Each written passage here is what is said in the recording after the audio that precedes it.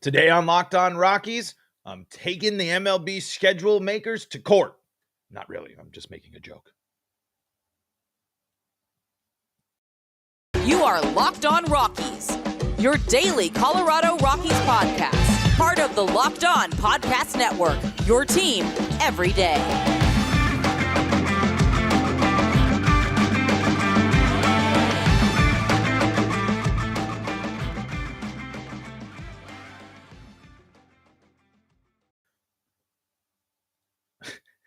I goofed up, but I hit that little thing. If you're watching on the video podcast, welcome into the Locked On Rockies podcast for today, the 30th day of September, the final day of September, and the final stretch of the home season here for the Colorado Rockies. This is the Locked On Rockies podcast, your daily Colorado Rockies podcast, right here on the Locked On Podcast Network, where you can find your team every single day. Right here. And if your team's in the Colorado Rockies, well, guess what? You are in the right place, my friends, because this is, of course, the Locked On Rockies podcast. We talk about the Rockies each and every day. I am Paul Holden, your host of the Locked On Rockies podcast. I'm your Rockies fan extraordinaire. Been following this team my entire life, bringing you your daily Colorado Rockies talk here now for 2 seasons, and we'll be talking Rockies all off season long. Today on Locked On Rockies, I'm going to rant in a good spirit, but also kind of thread in some themes and ideas that we've talked a lot about on the pod, talked a lot about with this franchise and things of that nature. But before we do that, I got to tell you that today's episode of Locked On Rockies is brought to you by BetOnline. BetOnline has you covered this season with more props, odds, and lines than ever before. BetOnline, where the game starts. This schedule for the Rockies, it should never have happened. To be totally honest, I know that the Rockies haven't been in any form of competitive contention in a bit. Other teams play their division to end the season all the time. No one plays their division rival or one of the people in the division 6 times in a row. This should never happen. You should never play a team unless you're in the playoffs more than 4 times in a row. And this might sound like an excuse, a whine, a John, whatever you want to call it for a Rockies fan, but it's honestly ridiculous as a Rockies fan that this is how we get to finish out an incredibly frustrating season. There should be an issue when you look at how this thing breaks down. Why are the Rockies playing 6 straight games in LA? Where else? And please, if I have been wrong, and this has happened to other teams, and it's different if you have a series in between, a home and split, that's fine. But 6 games in a row on the road as well is ridiculous. It's honestly, it's poor planning. It's really something that I don't think should be part of how this happens. And it's a prime example of why next year's schedule is going to be so beneficial for the Colorado Rockies. Because above all, why do I think that this is a ridiculous schedule? Why do I think it's crazy? It's because the Rockies can't hang with the top of the NL West. They can't even hang with the middle of the NL West. If the Rockies want to compete, they have to beat their division. They have to be better than people in their division. They have to be over 500 against their division. Finishing the season with 9 games against the 2 teams that have kicked the ever-loving snot out of you for the past 3 to 5 seasons is ridiculous. It's a terrible way, and it's a terrible way for Rockies fans to finish out the season. I mean, if there are people that are interested for the Rockies till the end, and there are diehards, but this is in no way, shape, or form an enjoyable way to finish out the season for Colorado Rockies fans. When you have to go and look at the team that's in your division, doing things right, spending the money, committing to being a championship level team 6 times in a row. The Dodgers get to just sit there and play the Rockies and get their warm-ups for 6 games in a row. I made a tweet the other day, and I'm sure we'll do a crossover with Locked On Dodgers in this stretch. We definitely should try. I'm gonna do my best and see if those guys are available to do so. But I did a tweet, and I was talking. They're counting down 5, 6, 7 different versions of magic numbers, and the Rockies haven't even been able to sniff a magic number in the past 3 years. It's on these, and then look at the way the Giants were not good this year, but they dominated the Rockies. The NL West, other than the Padres and a little bit the Diamondbacks, crushed the Rockies, continue to crush the Rockies. And I cannot wait. I am so excited next year where the Rockies play the Giants and Dodgers considerably less. And it is not that I'm not exaggerating, folks.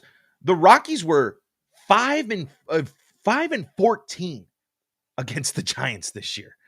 5-14 against the Giants, who came in, who barely or only going to probably get above 500 because they beat the Rockies. The Giants are still technically not eliminated from the playoffs because they double swept the Rockies in the final month of the season. The Rockies lost 6 straight games to the Giants. Actually, they have lost 1, 2, 3, 4, 5, 6, 7, 8 games in a row to the Giants. And they have not even come close to competing with the Giants at any point this year. The Giants have dominated the Rockies. And yes, they came up with some stuff late last night. That's all fine and dandy. But look at the Giants have scored in the past. There's only one game in that stretch of winning games against the Rockies where the Giants have scored under 3 runs. One. Actually, no, there isn't. There's only one game where they scored under 5 runs, and that's one where they blanked the Rockies 3-0 at home. It is going to be such a breath of fresh air for the Rockies to not have to play the best division in baseball. But the Rockies didn't learn from playing in one of the best divisions in baseball. The Rockies didn't see what San Francisco was able to do to make them competitive and make them why the Rockies don't want to look at what San Francisco did last year to get all that out of their players, weren't interested in bringing people in that might have left the organization last year to see what they got out of the players there, is ridiculous.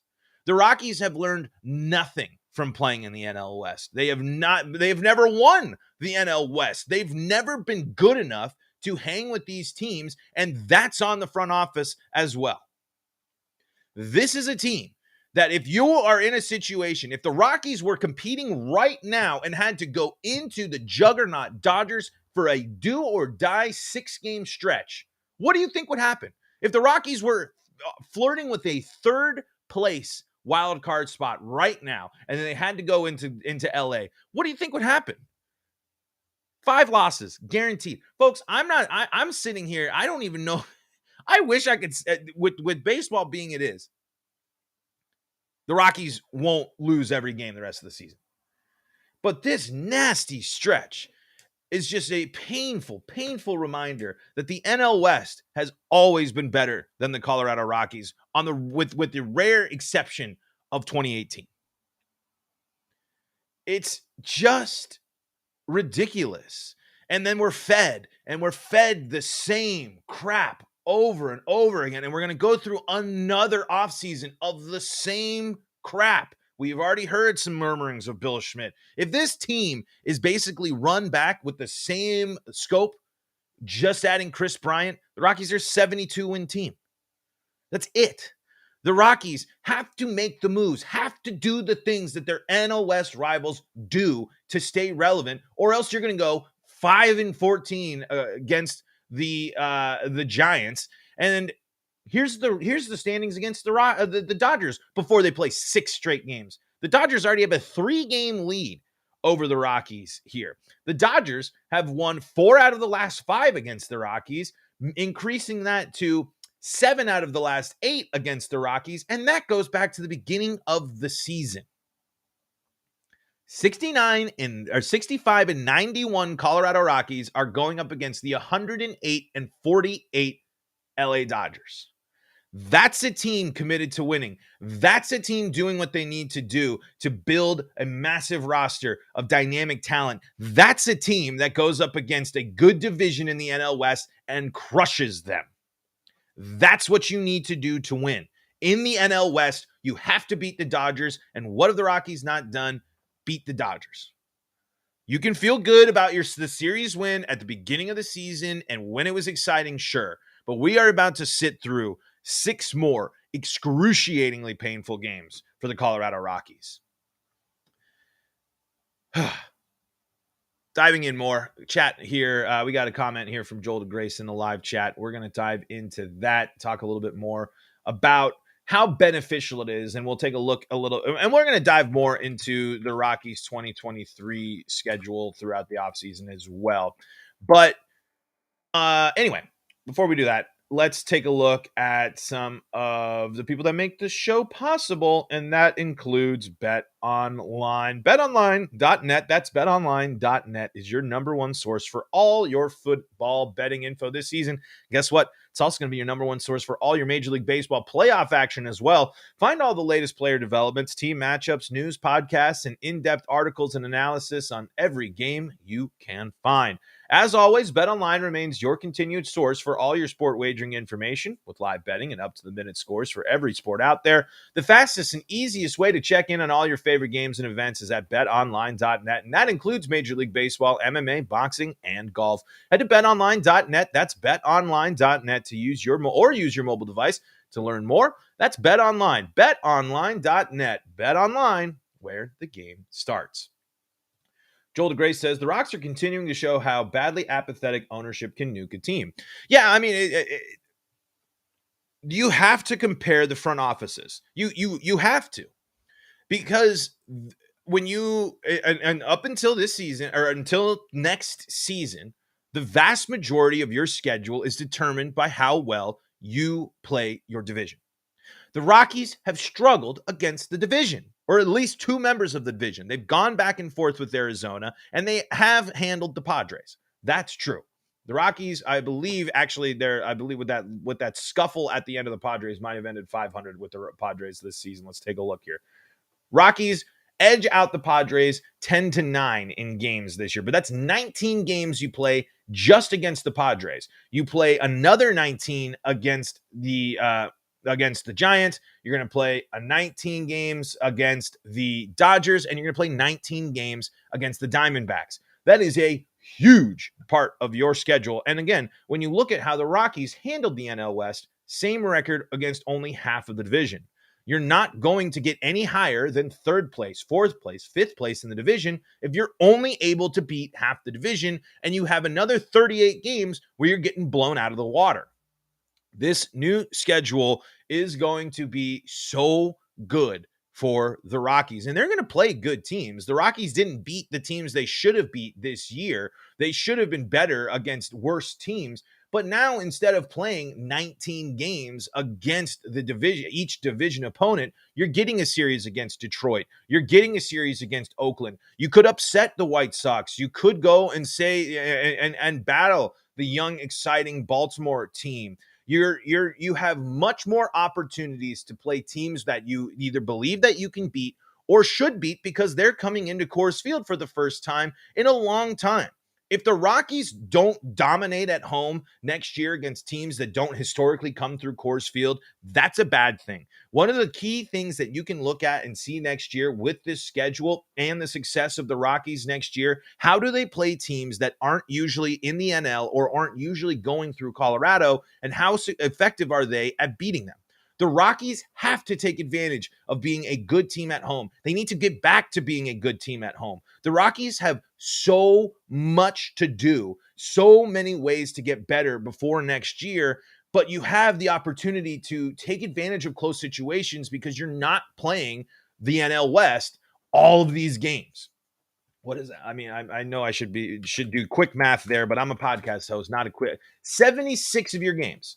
76 of your games out of a 162 game season come against the division.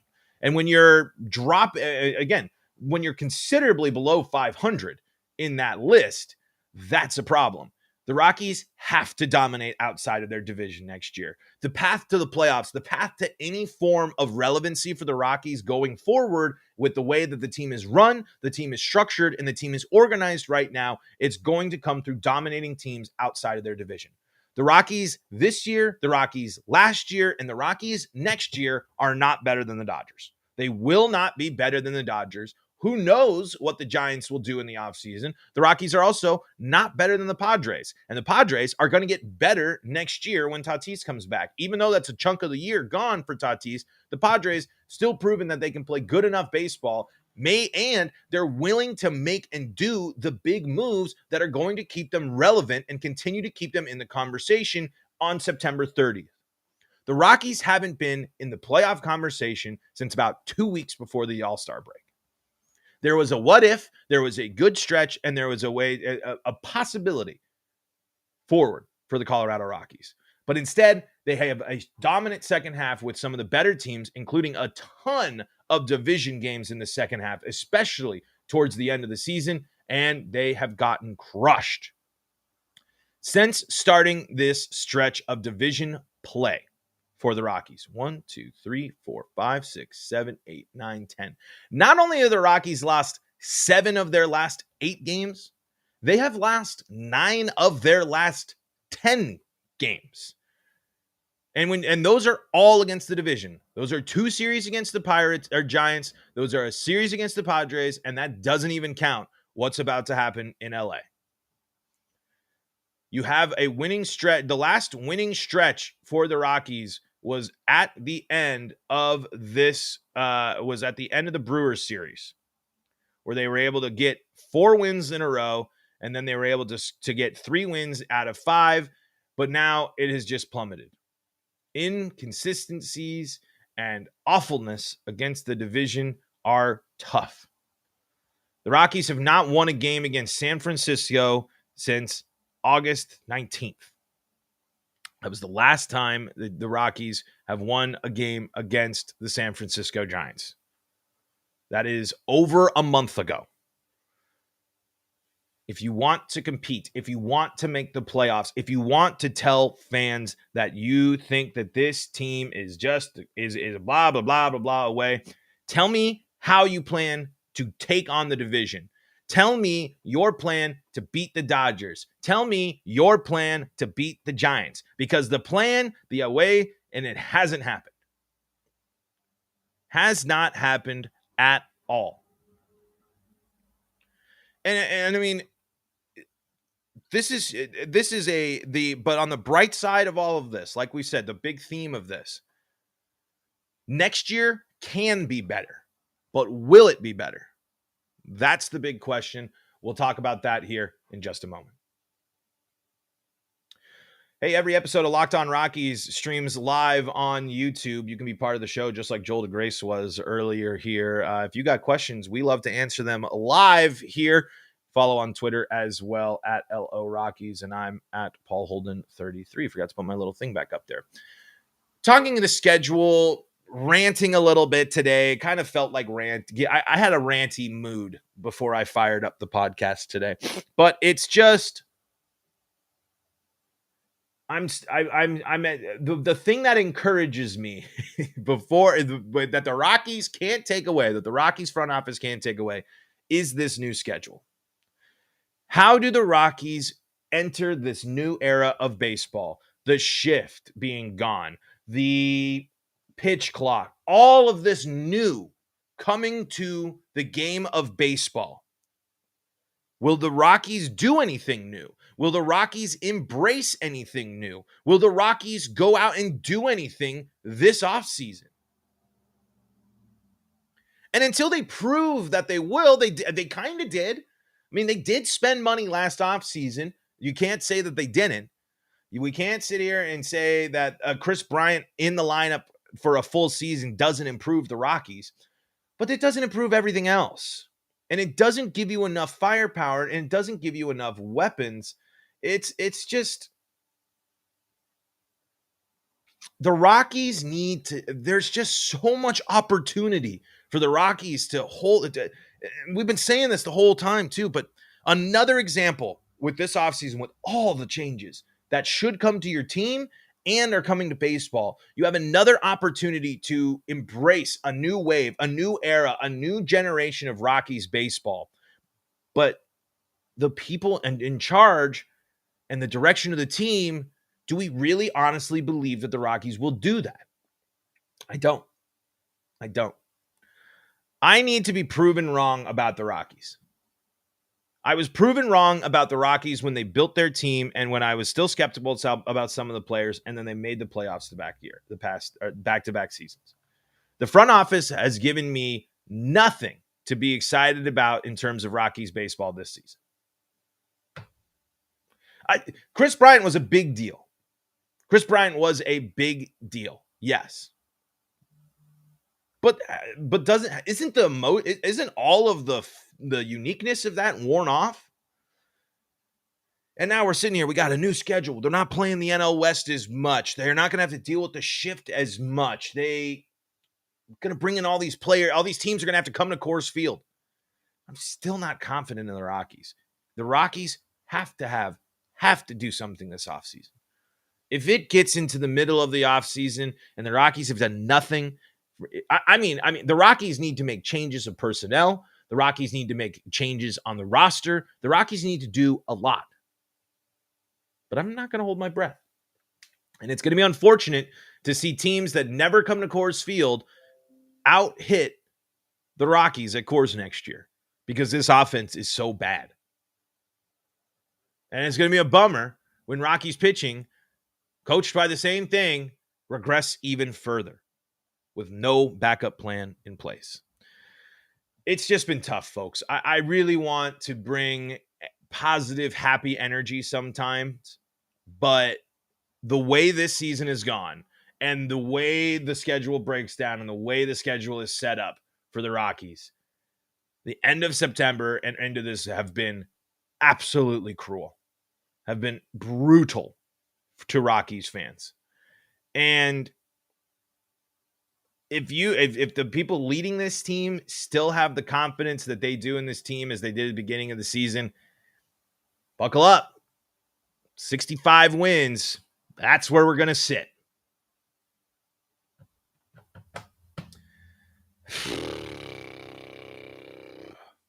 One day it'll get better. And who knows? I mean, at the end of the day, the Rockies, you're going to, with the Rockies playing more teams next year, you're going to see so many more players. You're going to see so many more cool teams. There's going to be so many more cool storylines, and it's going to be so great to never, ever, I hope, it should never, ever, ever happen again that we have to go to 6 straight games in LA. Holy smokes.